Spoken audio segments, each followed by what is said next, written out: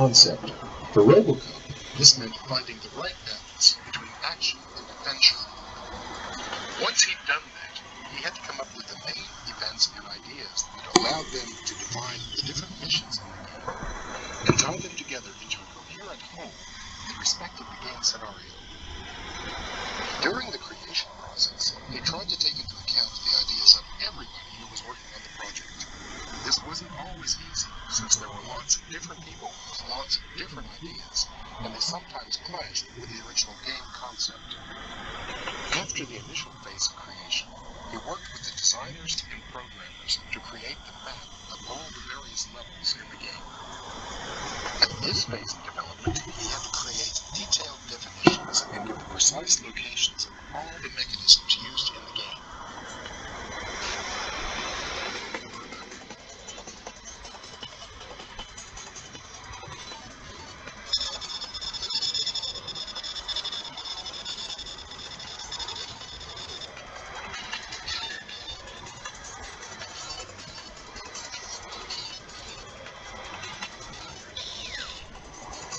Creating and designing the environment began with story, gameplay, and game design. Apart from the graphic design, which was the basis of the visual aspect of the game, the essential part of the designer's job was to give the soul to the game universe, without which it would have been totally lifeless. Working on the volumes and lighting atmospheres was a critical factor in reinforcing the soul of the game universe. This meant creating a rhythmic, dynamic evolution in the game to avoid boring the player, especially in game passages that were more or less inactive. With the appropriate lighting and design style, the player could, consciously or subconsciously, be brought to feel psychological sensations of stress or relaxation, and through these feelings, plunge completely into the game universe.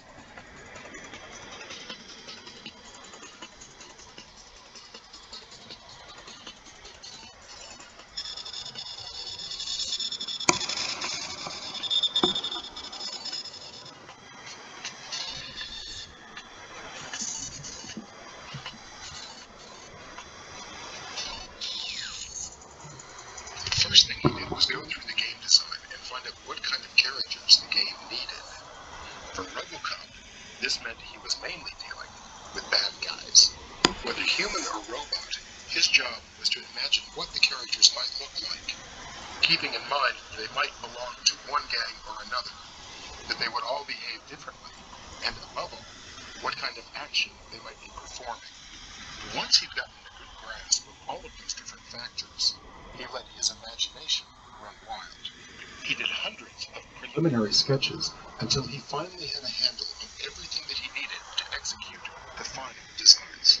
The design showed the particular details of each character, like, for example, how they moved around or fought.